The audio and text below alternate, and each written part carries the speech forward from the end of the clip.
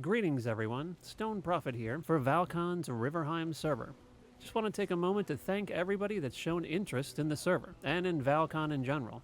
We here at Val-Con strive to bring you the greatest top quality modded server experience you can possibly find on the internet.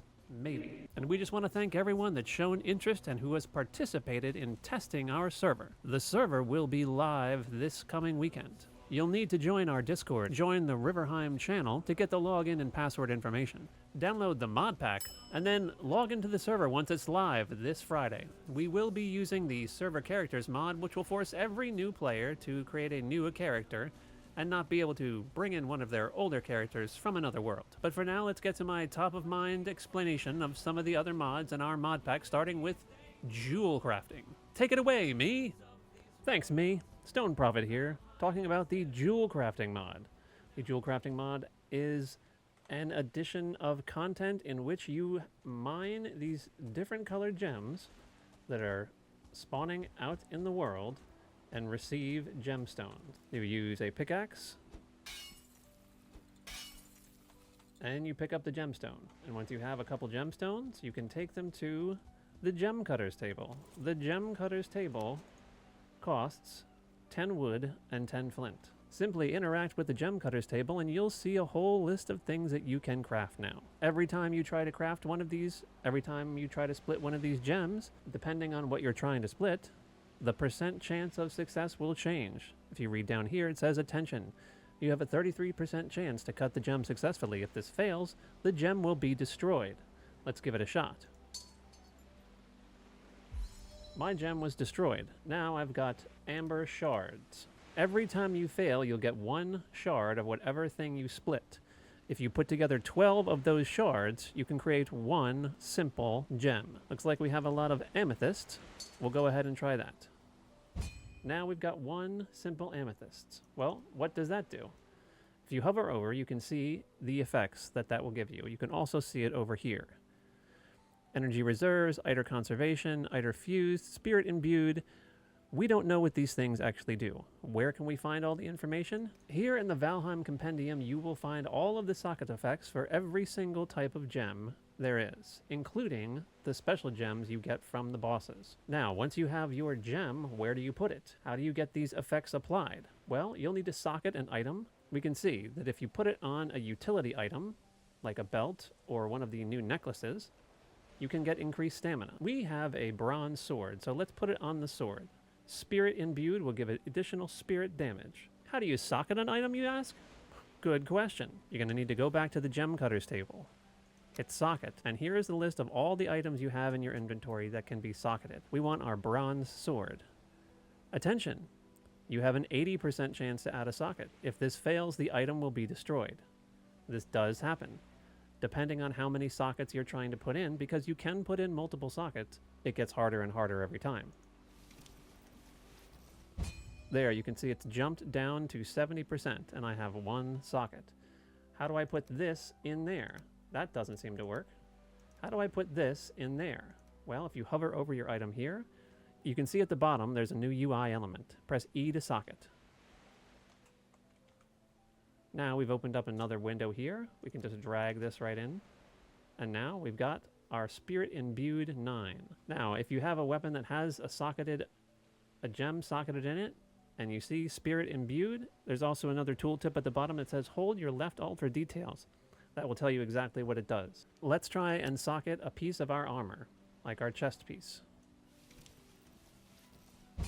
Let's try to get 2 sockets this time. Okay, now we can put 2 gems. We'll need to split some new gems. So let's try and get this topaz. Nope. Let's try and get this an onyx. Okay, we've got 1. We've got 2. Let's see if we can make an advanced. This will increase the stats. As you can see here, all the numbers are higher.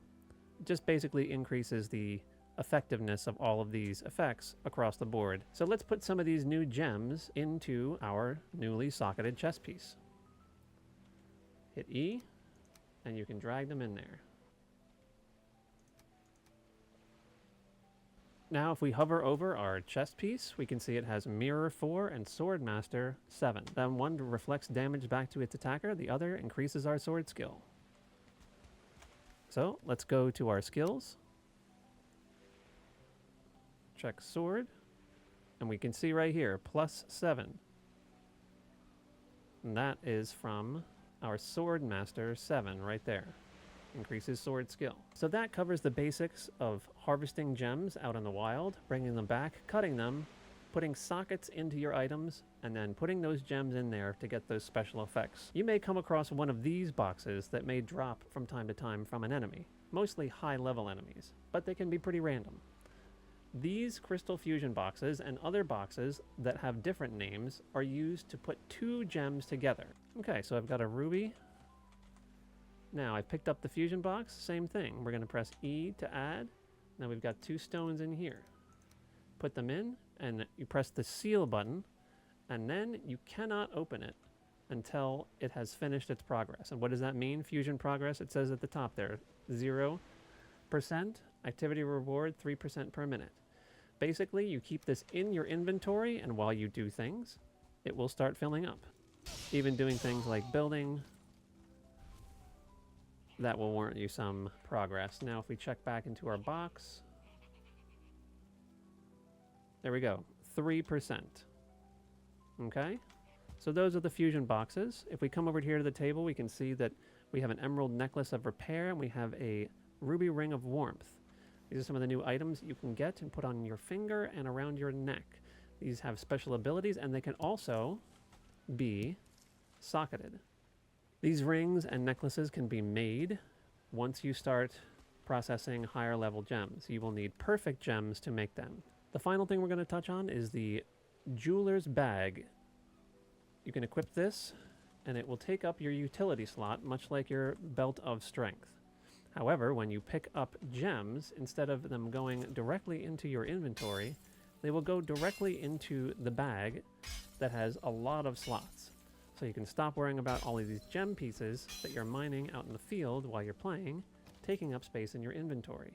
If we open up, press E, we can even put the gems we've collected into said bag, and they stack in 20s, so there's really no worry about that taking up space. You do lose your utility slot, but it is a trade-off. And that about covers the basics of the Jewelcrafting mod. There are many other things that kind of come into play, but I feel like they're spoilers, so I don't want to give them away. You'll have to just play the server and experience it for yourself. The next mod I want to talk about is the OdinCampsite mod. Featured here, we have the small tent here and the large tent here. This tent has a hole in the top, so you can place down a fire right in the middle. This is the new sleeping bag item, which is basically a bed. It costs 1 campsite resource. Here's what the campsite resources look like. They stack in 3s. Here's what the inside of the small tent looks like. Both will give you shelter. It also comes with a smaller version of the fire featured here. Still offers that warmth. You can place these items, and it actually flattens the ground around you to provide an even surface. You can also place your workbench inside. Campsite resources cost 8 deer hide, 5 flint, and 8 wood. These are things you can readily find out in the wild, so it's easy to go out and make it on the go. You can also pack up the resources and take them with you and deploy them when needed. The next mod I want to touch on is the ComfyGizmo mod. Here is all about building and all about piece manipulation. As you can see here, I've built some really crazy stuff that you can't normally do. So we're going to talk about it. We're going to take a wood wall, and normally you'd just be able to spin it in place like that. However, I've included in the config the left and right alt buttons will now change the other axes you want to manipulate. So if we use left alt, we're going to tilt it from side to side like that.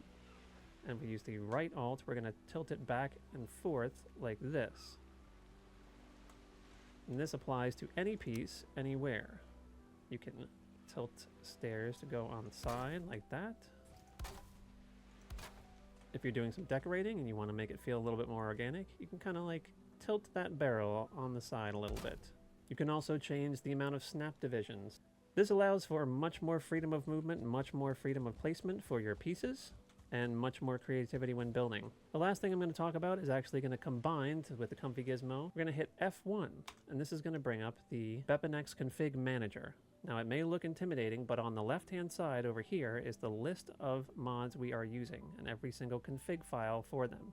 So if we go to ComfyGizmo, we can see all the hotkeys listed here. Here's how to change your snap divisions. And here's a good one to remember. V I've set as reset. So if you have a piece and you have manipulated it in kind of a weird way, and it's kind of funky, and you need to go back to 0, press that V button, and that will just reset it. And so that is the ComfyGizmo mod, and that is the BepInEx Config Manager mod. A lot of these things in here you can adjust for yourself, but a lot of them are controlled from the server. That's done intentionally so everyone has the same experience. That's going to wrap it up for these quick mod introductions for some of the great mods we have on our RiverHeim server. Remember, join our Discord. Link should be in the description of this video. Check out the RiverHeim channel. There you'll find the password and server information once it goes live this Friday. More details to come. Stay tuned, and always, thanks for watching.